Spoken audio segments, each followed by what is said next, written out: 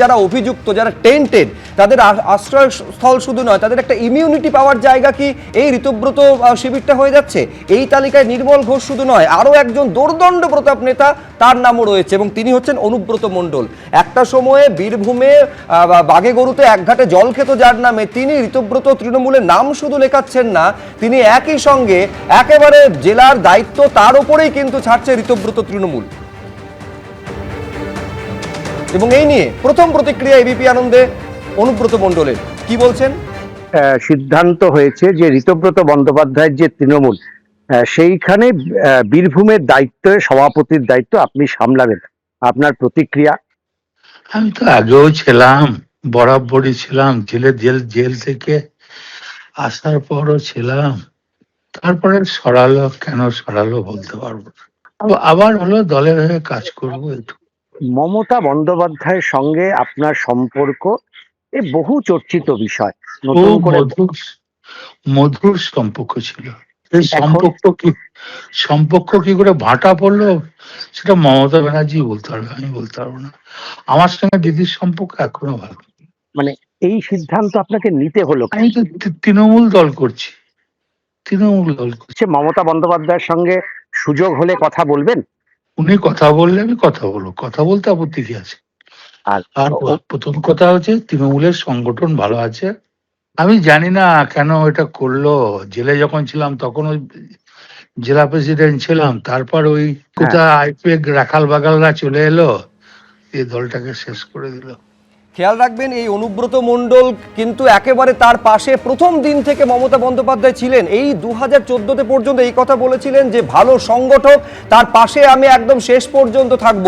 শুধু তাই নয়, বারবার বীরভূমে কার্যত তৃণমূলের জয়ের পেছনে মূল কারিগর, সেটা কিভাবে জয় হয়েছে বারে বারে এই অভিযোগগুলো বিরোধীদের তরফে তখন এসেছিল, অন্যতম মূল কারিগর ছিলেন এই অনুব্রত মণ্ডল।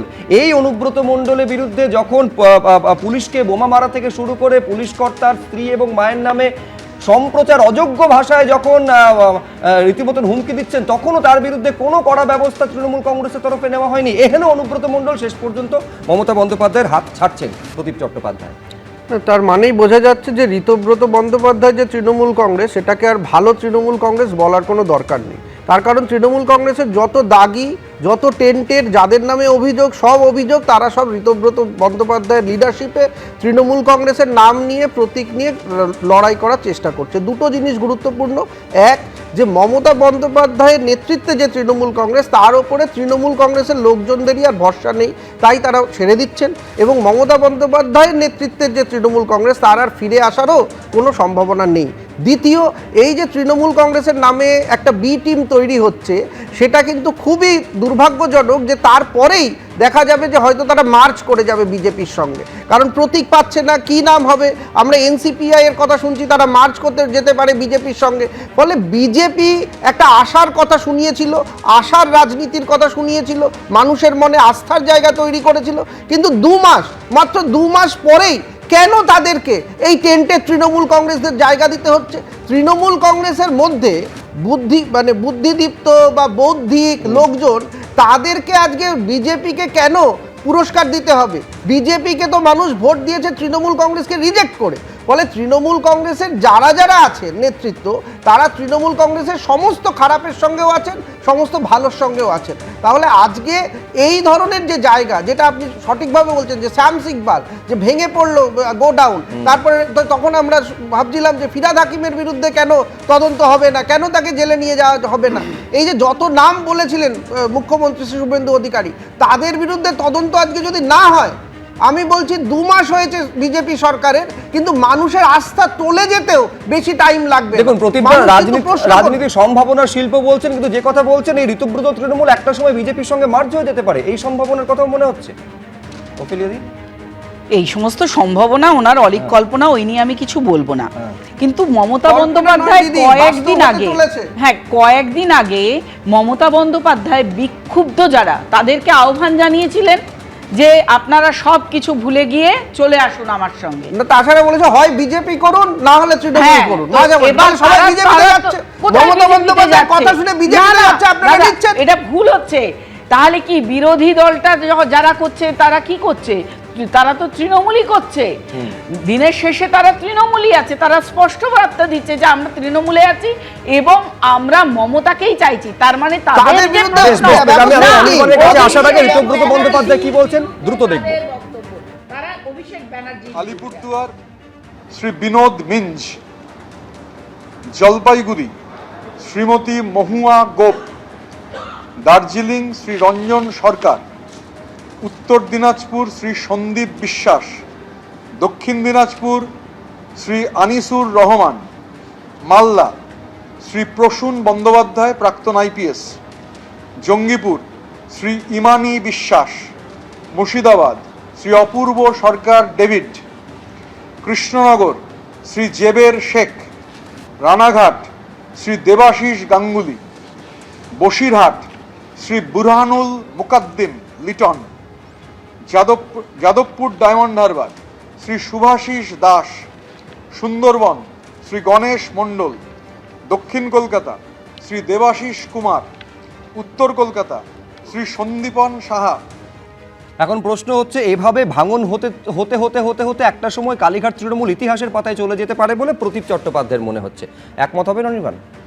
দেখুন, যে কোনো রাজনৈতিক দল শুধুমাত্র তাদের যে নির্বাচিত জনপ্রতিনিধি তারা এদিক ওদিক করবেন, কাউকে মুচলেকা দেবেন, জেলে যাওয়ার ভয়ে শিবির বদলাবেন, এইটা দিয়ে এই ধরনের লোক দিয়ে রাজনৈতিক দল টিকে থাকে না। এটা একেবারেই সাময়িক, টিকে থাকে রাস্তার লড়াইয়ে। মাত্র 3 দিন আগে আমাদের ছাত্র যুবরা, নেহাতি কম বয়সী বেশিরভাগ বাচ্চা ছেলে মেয়েরা যখন রাস্তায় মিছিল করতে নেমেছিলেন, বিজেপির যে লুম্পেন ফোর্স লেলিয়ে দিয়ে তাদেরকে যেভাবে পিটিয়েছে, তারপরেও এই আপনারা কোনো সফল পদক্ষেপ তো দেখা যাচ্ছে না। আচ্ছা, আমার কথাটাতে ভাঙন আপনি না ঘটালেই হতো। এবার সে যেভাবে লুম্পেন ফোর্স তারা নামিয়েছিল এবং মিডিয়াকে কার্যত বাধ্য করেছিল সেটা কভার না করতে, তাতে আসল ভয়টা কোন জায়গায় সেদিন একদম দিনের আলোর মতো স্পষ্ট হয়ে গেছে।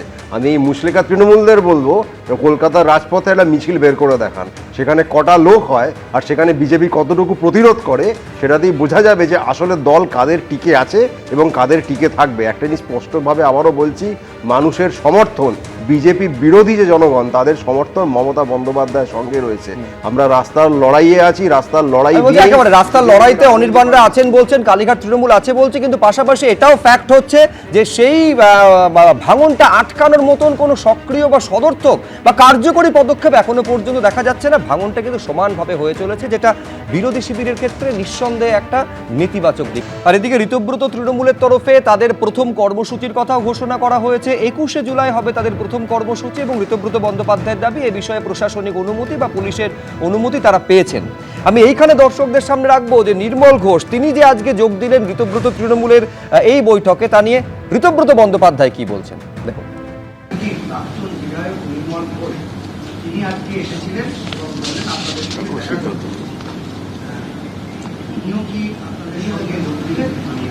ওনার ব্যাপারে কোনো সিদ্ধান্ত হয়নি, উনি এসেছিলেন, কিন্তু কোনো সিদ্ধান্ত আমরা এখনো প্রকাশ করিনি না, ওনার সঙ্গে আমাদের কথাও হয়নি।